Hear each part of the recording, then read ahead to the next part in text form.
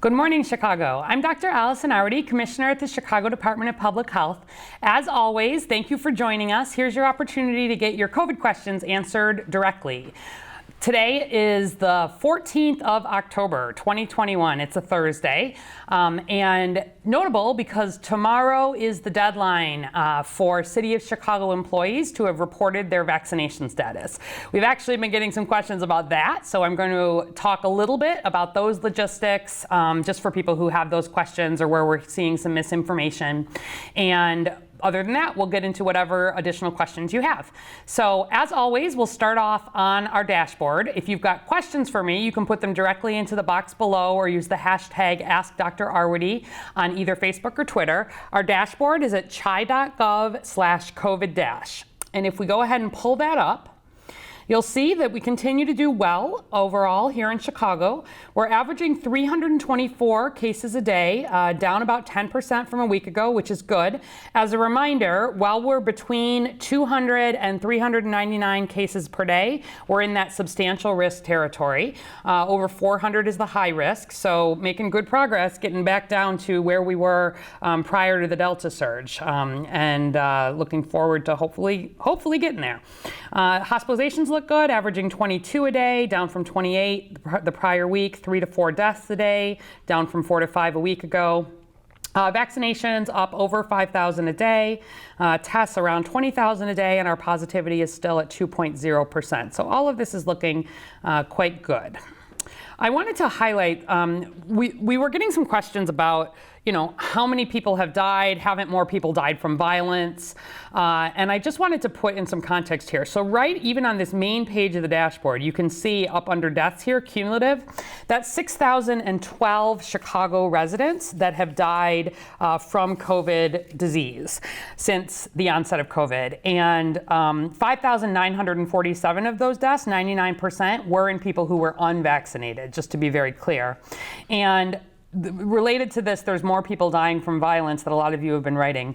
If you take that number, that more than 6,000 confirmed COVID deaths in Chicago residents, it's been 547 days since our first COVID-19 death in Chicago back in March of 2020.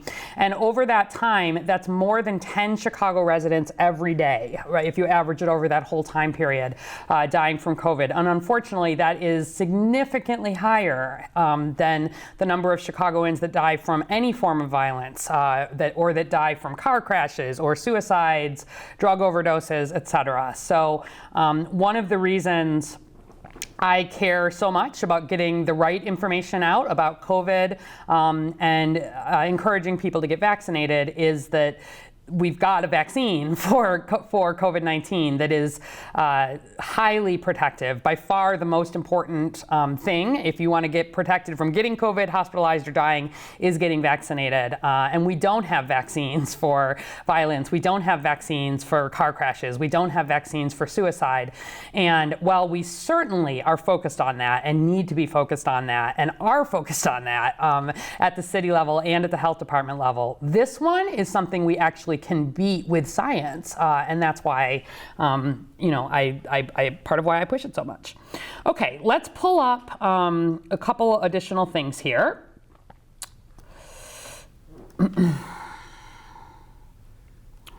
So again, just as a reminder, as I said, our case diagnoses at 324 per day keeps us in that substantial transmission category. While we are in substantial or high transmission, the CDC does recommend universal indoor masking, and that is a requirement at the state level for everybody in the state of Illinois right now. Our test positivity remains very good. That predominantly tells me that enough people are testing, 2%, in that lower transmission and lower risk category.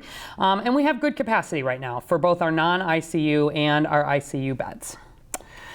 Want to give some congratulations to some new some new community areas that have hit the 77% mark this week. So as part of Protect Chicago 77, every time a community area hits that 77%, we congratulate them. So Irving Park and Bridgeport this week hit 77% of those over 12 having gotten at least a first dose of COVID vaccine. Citywide, we're at 73.7% of those eligible residents. So making good progress there. Also want to congratulate West Garfield Park and West Englewood as having the biggest increase in first dose vaccine coverage since last week. The darker blue here represent the areas where we're seeing the best increase, which is good because those are the areas we have the most room for continued growth in vaccine rates. Also want to congratulate South Chicago on hitting 50% and East Garfield Park and Douglas on hitting 60%. And then in addition to that 77% goal of everybody getting at least that first vaccine, we'd love to get to the point where citywide we were fully vaccinated at 77%. And you can see there are many fewer community areas that have hit that goal. So the darkest blue here shows you just a handful of community areas that have hit 77% fully vaccinated. Citywide, we're at 68%. And you can see those same patterns predominantly on the west and the south sides where we are still working hard and making good progress every day. Also wanted to highlight that over 400 million doses of COVID-19 vaccine have been administered nationwide under the most intense safety monitoring program in U.S. history. So that's a good benchmark there. Across the world, it's been more than 6.5 billion doses. No safety concerns, nothing new has emerged there. And really what we're seeing is in countries with very high vaccine uptake, they're able to start putting all the COVID restrictions behind them. A quick reminder, do you need a COVID-19 vaccine booster? Per CDC guidance still, the one that we have a recommendation for is people who got Pfizer. So 6 months after your second dose of the Pfizer COVID vaccine, you should get a Pfizer booster if you're over 65, if you're over 18 living in a long-term care facility, or if you're over 50 with an underlying condition. You also may get a Pfizer booster if you're younger than that, over the age of 18 and you've got an underlying medical condition, or that you're at an increased risk of exposure at your job. So today is when the FDA Advisory Committee is meeting to review Moderna booster data. If people have questions, we can talk some more about that. Tomorrow is when the Advisory Committee is meeting to review J&J booster data. And then October 26th is what's on the schedule to start looking at the Pfizer data for 5 to 11-year-olds. You can go to chicago.gov/flu to find out where you can get your flu and COVID vaccine. And today, for example, we're right here at City Hall. There's a lot of people getting vaccinated, which I love to see. So these are available for city employees. These are also open to the public. You can register in advance. You can also walk up. We are offering flu vaccines. We are offering your first or second COVID vaccine, and we are offering Pfizer booster shots for people who are 6 months post their primary series. But really, every day this time of year, we're doing flu clinics all over the city. Many of the ward offices, et cetera. So chicago.gov/flu. And if you don't have to get it through the city, but please, everybody over the age of 6 months should get a flu shot this year. They are free. They're at your pharmacy. They're at your doctor's office. This weekend, on Saturday, CDPH will be at Wright College, Arturo Velasquez Institute, and Kennedy King College. Next Saturday, we'll be at Daly College and Truman College, and we will be offering free flu vaccines, free COVID vaccines, and free COVID Pfizer boosters. Actually, on Saturday at Kennedy King College, I will be getting both my flu vaccine and my COVID booster because I am 6 months post, and although I am not over 50, I have some underlying conditions, although nothing too serious, and I also am a healthcare worker and I see patients. So for those reasons, I am getting the COVID booster. All right, I just also wanted to review the City of Chicago Employee Vaccination Portal. So this is just aimed at City of Chicago employees, but tomorrow is the deadline for reporting your vaccination status. And I've been seeing a lot of questions and some misinformation that has been being shared and sent to me on social media. And so the policy requires that all city employees have to be fully vaccinated unless they have an improved medical or religious exemption. But most importantly, they have to report their vaccination status by tomorrow. That's the website, www.chicago.gov/vaxportal. And if you go there, There is information online saying that people are being requested to upload private medical records, lots of medical history, DNA samples. None of that is true. Here's what City of Chicago, the employee vaccination portal looks like. This is available very, very easily on a cell phone, or it's available on the computer. And you have to put in just your name, your department, whether you're an employee or a non-employee, and whether you're vaccinated, yes or no. And then I certify that it is true and accurate, and I understand that providing false or misleading information can result in disciplinary action, etc. And then you type your full name as your signature. So it asks you first, what's your name? Are you an employee? Are you vaccinated, yes or no? If you say yes, I am vaccinated, it then asks you to put in which vaccination manufacturer, the date of your first dose, the date of your second dose, and then upload a picture of your vaccination card or a screenshot of your record. Again, if you've got this on your phone already, you can do this right on your phone. It's very easy. I took a look at it. Or you can do it from the computer. Again, you have to certify that it's accurate and type it. And that's all that you have to submit if you say yes. If you say, no, I am not yet vaccinated, the only next question is, have you been granted a medical or religious exemption, yes or no, and that it's accurate. So there is no additional information that you have to submit. There certainly are not DNA samples or blood samples or anything like that. You don't have to give any private information. All of this is absolutely HIPAA compliant. I'm also seeing some information saying that there are privacy laws that don't require you to report this. None of that is true. And so that is what you need to do if you're a City of Chicago employee and you need to submit your vaccination record. So we can end here, and we'll get into questions.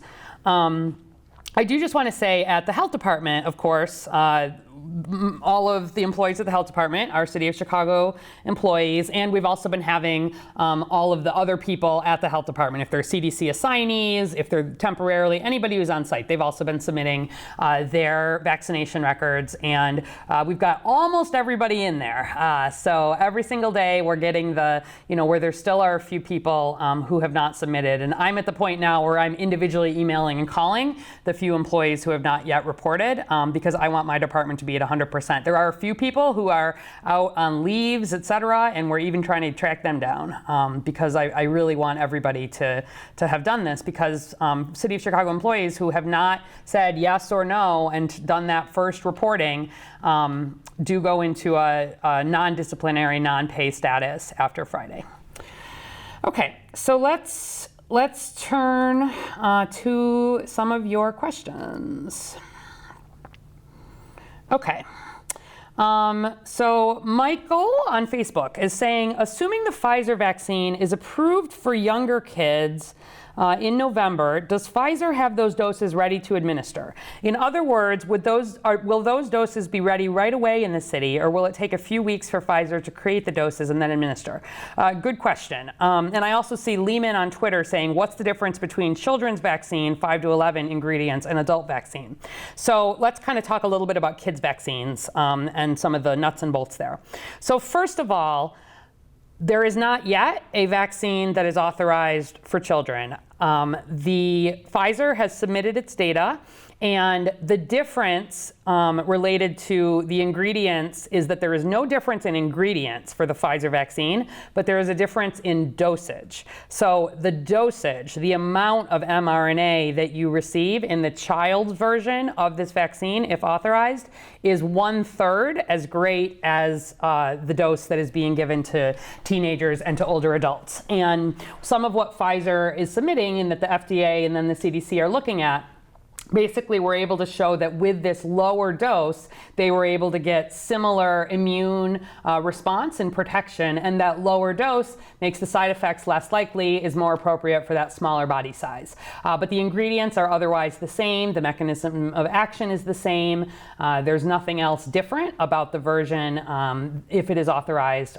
for those younger children. And to the question of, are those doses ready to administer? So Pfizer has already been working on manufacturing vaccine for children. And this is similar to what all of the manufacturers all along have been doing for COVID. One of the main ways that we were able to get vaccine more quickly to the public was that as soon as the vaccine trials were looking like they were potentially going to be effective, manufacturing actually starts on those vaccines. So there are like some of the companies that didn't end up having a vaccine come to market here in the US. There was a lot of production of vaccine that was never used and will be destroyed, but it let us more quickly have vaccine available. So in the same way, Pfizer has already begun manufacturing of the child version of this vaccine. It will be a completely different packaging in terms of the number of doses that come. It will still be a multi-dose vial, but good news is there's been progress in terms of the storage needs. So for example, we anticipate that this Pfizer vaccine only needs to be stored in that 2 to 8 degrees Celsius range. So it's not that deep freeze like we were having to do at the very beginning, and that the vials can last for about 10 weeks unopened. So we've gotten a lot of that information. Again, it's all preliminary. None of this is official until we formally get authorization, but we have already been doing a lot of planning around distribution. And what I expect is as soon as the FDA gives the approval, the authorization for this child version of the vaccine, what I would expect would happen is that the vaccine would start being shipped to jurisdictions, including Chicago, after that, after the FDA sort of gives a green light. But no vaccine would be administered until after the whole process is done. The CDC has, given its, and the ACIP have given its recommendations. That's what we saw with the earlier vaccines, and that's what I would anticipate here. So no one will be able to get a child vaccine until if and until both the FDA and the CDC have given it the green light. But I would expect that when that happens, we would have child vaccine right here in Chicago, literally, within the next day or two. And we expect there to be a lot of people quite interested in getting that vaccine. And we are planning around having good availability for pediatric vaccines, particularly in those first few weeks. So more to come there, but lots of planning happening, including with schools, pediatricians' offices, pharmacies, et cetera. Ray Anderson on Facebook, do you have data on long-term side effects of receiving the COVID-19 vaccine? So what I would say on that is that, first of all, I don't know exactly how you define a long-term side effect. For me, a long-term side effect means something that doesn't happen right away, right? It's not I get a vaccine and in that next 24, 48, 72 hours, I have these side effects that are not dangerous, but they are the immune system learning the lesson, and you get some of that inflammatory response. And so you'll have a sore arm, people feel fatigued. Some people might even get a fever or otherwise feel unwell. That's a short-term side effect. That's expected, although most people don't even have that. A longer-term side effect would be, do we see a problem emerge in people who have been vaccinated long after they have been vaccinated? And first, what I'll tell you is that like all of the vaccines that have ever been authorized here in the US in history, we don't see, quote, long-term side effects turn up. That's not how vaccines work. Where we've seen issues around vaccines and side effects and long-term, quote, long-term effects, it's more in the first sort of 4 to 8 weeks, typically, is where we've ever seen trouble. These vaccines are just teaching your immune system how to respond the next time it sees COVID, basically, is the idea.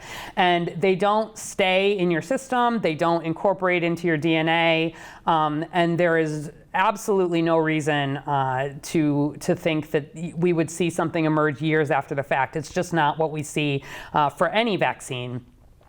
I also will say that at this point, we have been monitoring folks for more than a year who have were in the earliest COVID-19 vaccine trials, not seen concerns there. And again, biologically, you would not expect to see anything at this point. And there have been now a lot of much more robust studies, particularly around pregnancy. I know, another thing that I continue seeing and getting questions about is still about fertility. And there is no evidence in Chicago, in the US, in the world that any COVID vaccine has been linked to any problem in fertility. That's true in women, that's true in men. It also has not been linked to birth defects or bad outcomes in pregnancy. I know a lot of pregnant women, and all of them have been vaccinated during pregnancy, it's many of them after talking with me. And the reason we, not just me, but CDPH, the CDC, the American College of Obstetrics and Gynecology, strongly are recommending at this point vaccination in pregnant women is that there has been the opportunity to collect that safety data for thousands and thousands of women who were vaccinated. And what we see is that women who are pregnant, they have changes in their immune system. They're more likely, if they get COVID, to get seriously ill. And so we've seen, unfortunately, some pregnant women who get COVID disease go on to see stillbirths or miscarriages, or themselves get really ill and have to be hospitalized or go in the ICU. But on the vaccine side, we have not seen those side effects. We have not seen those problems. And then on the plus side, when women are vaccinated during pregnancy, they have some antibodies that then get passed to the baby. So the baby is too young, right? Certainly right now, but even long term, we typically won't vaccinate babies in the first 6 months. Their immune systems are still maturing, and the immunity that they have, at least to like flu vaccines, for example, we don't give them to babies less than 6 months. They get their immunity from the mom, which is why we also very strongly encourage pregnant women to get vaccinated against flu, because then their baby has at least some level of protection for flu. It's the same with COVID. And so especially if there are women who are pregnant and are going to be giving birth during this winter, I am strongly encouraging people to get not just the flu vaccine, but also that COVID vaccine to help protect the infant. So there is not, and there is no reason to think that we would see any quote long-term effects of getting the COVID vaccine. While we are unfortunately seeing long-term effects in quite a lot of people with this long COVID, people who get COVID and recover. So that's one of the reasons we encourage it. Okay.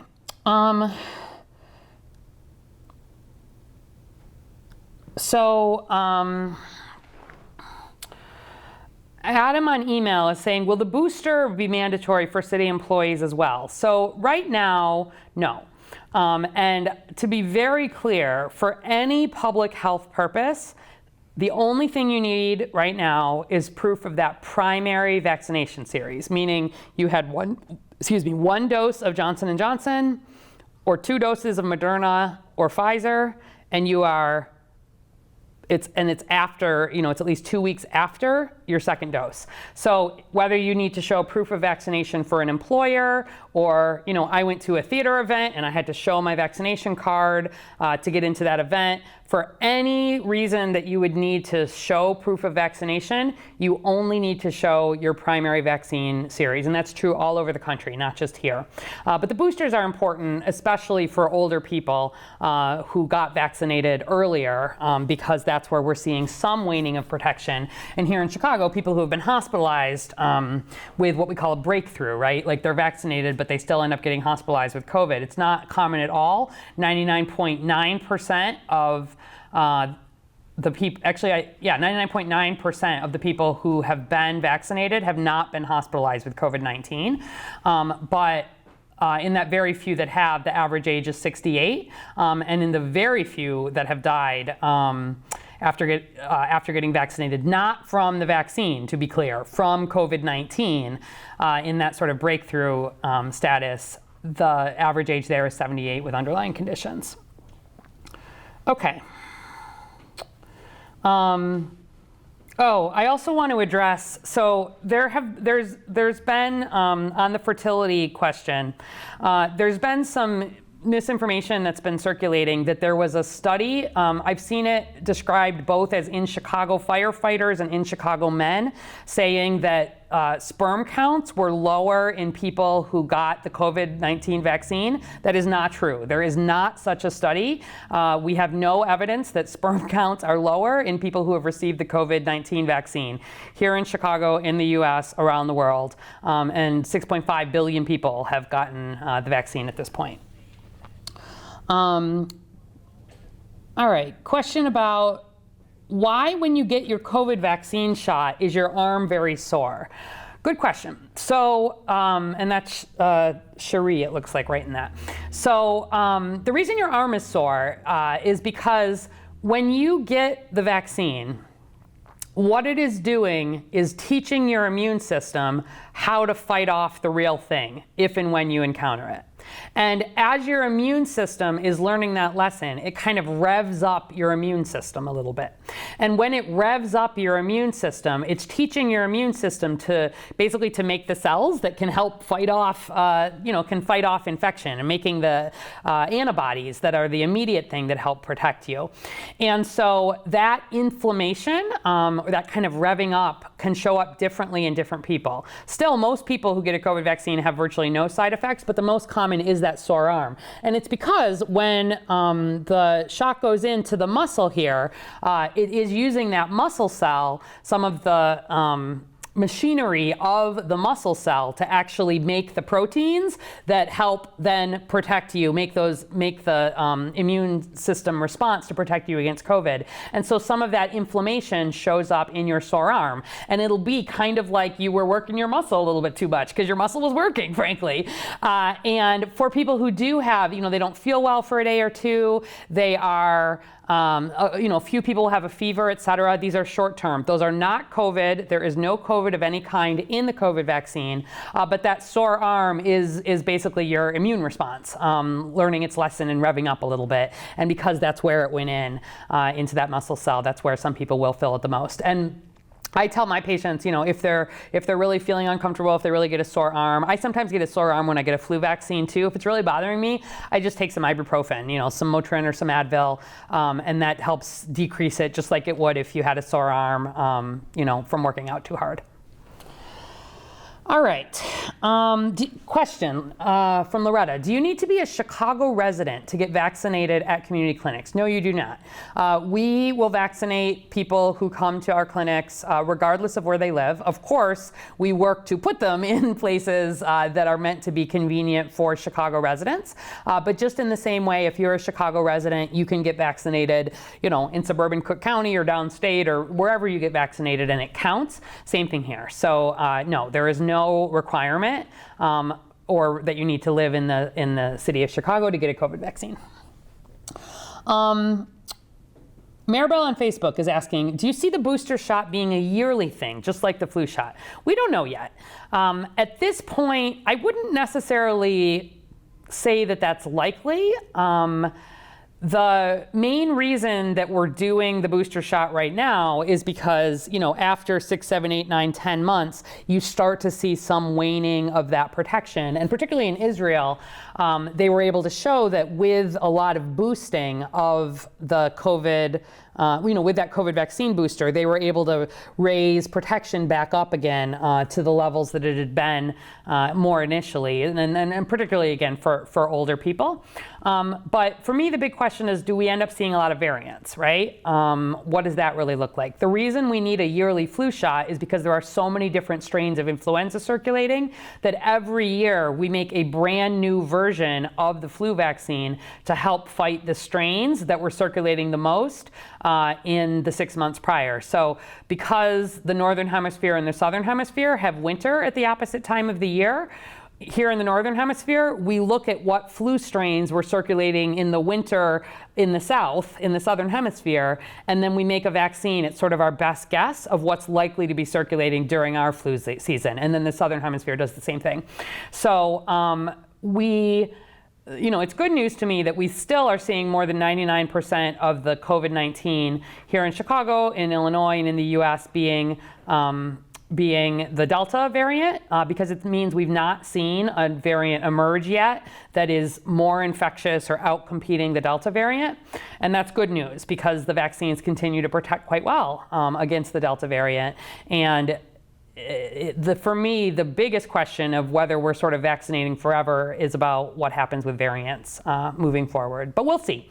And I know that Moderna, at least for example, is already working on a combination of flu and COVID shot, and maybe even putting RSV, which is respiratory syncytial virus, in there too, so that if this does become something that's more annual, you'd be able to get it just as one shot. But that's an if. That's not a known for sure, but they're working on that science in case it is something. But I wouldn't expect to see that, for another year at least, if it's something that ends up being indicated. Okay, so we are coming up actually already on time. There's a question here. CPS parent on Twitter is saying, which is more likely to prevent the spread of COVID? Masked kids during outdoor recess or requiring vaccination of school-based staff?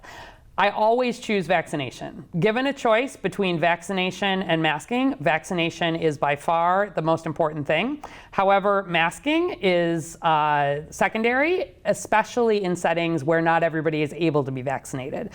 So in schools in particular, that recommendation for universal indoor masking is so we add to the protection that vaccination offers. So always, in every setting, vaccination's the most important. But masking, before we had a vaccine, masking was probably the most important thing that helped keep our schools safe. And particularly while we're waiting for a vaccine for those younger kids and working on vaccinating some of the teenagers still. And I know there are still CPS staff that are still getting vaccinated.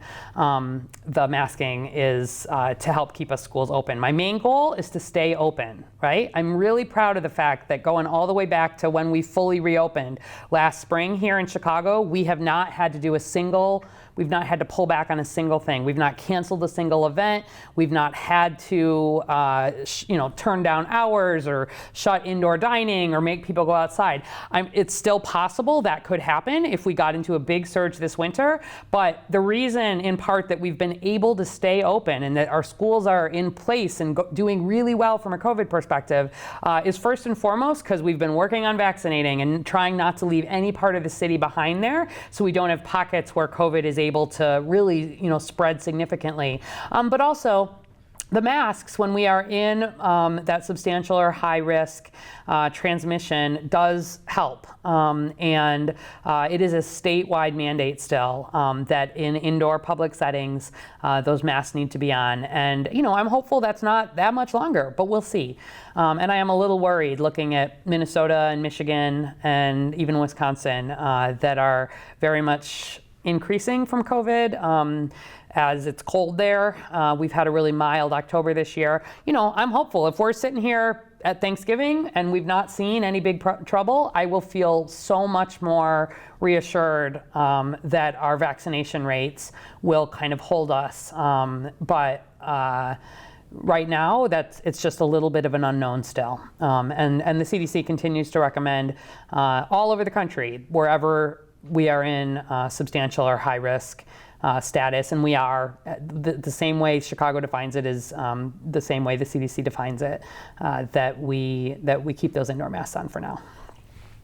Okay.